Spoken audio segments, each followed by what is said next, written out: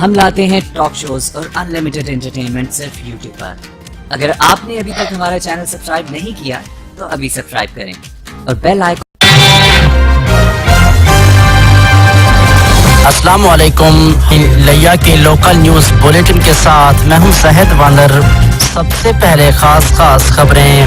تھال jeep rally کا آغاز، آج اسٹاک کیٹیگری میں 29 ریسرز نے حصہ لیا۔ لیا کے ریگزارو میں تھال میلہ جاری، دوسرے دن بھی رنگا رنگ پروگرام پیش کیے گئے۔ جماعت اسلامی کروڑ کے زیر اہتمام فری میڈیکل کیمپ کا انعقاد کیا گیا، 102 افراد کا مفت علاج اور ادویات فراہم کی گئیں۔ اور نیوز بلیٹن میں شامل ہے موسم کا احوال۔ اب خبریں تفصیل کے ساتھ۔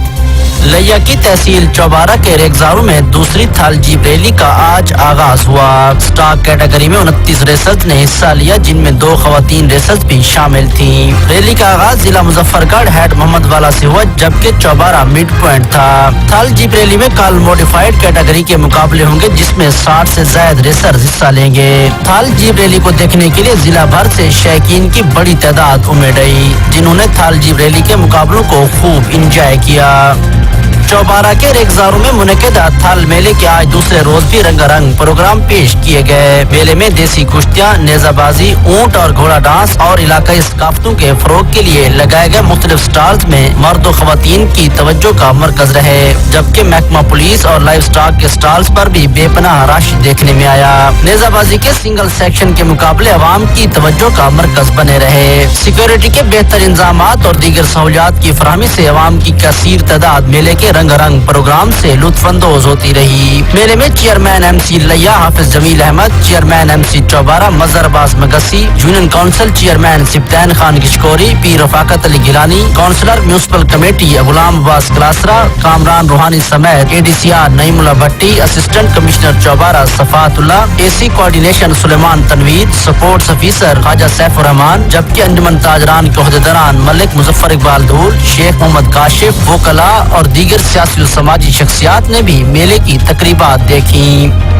جماعت اسلامی کروڑ کے زیر اہتمام کروڑ لاریسن میں فری میڈیکل آئی کیمپ لگایا گیا، جس میں 102 افراد کا مفت علاج اور ادویات فراہم کی گئیں۔ فری آئی کیمپ میں 9 افراد کا مفت آپریشن بھی کیا گیا۔ میڈیا سے گفتگو کرتے ہوئے رہنما جماعت اسلامی مبشر لقمان چودھری نے کہا کہ جماعت اسلامی کا مقصد ہی خدمت خالق ہے، جس کا سفر جاری ہے۔ انہوں نے کہا کہ فری آئی کیمپ میں غریب مریضوں کا مفت علاج کرنے کے ساتھ ساتھ ادویات بھی فراہم کی گئیں۔ موسم۔ محکمہ موسمیات کے مطابق لیا اور گرد و نواح میں کل مطلع صاف رہے گا، جبکہ شام کے وقت ٹھنڈی ہوائیں چلنے کا امکان ظاہر کیا جا رہا ہے۔ آج لیا کا زیادہ سے زیادہ درجہ حرارت 23 سینٹی گریڈ تک ریکارڈ کیا گیا۔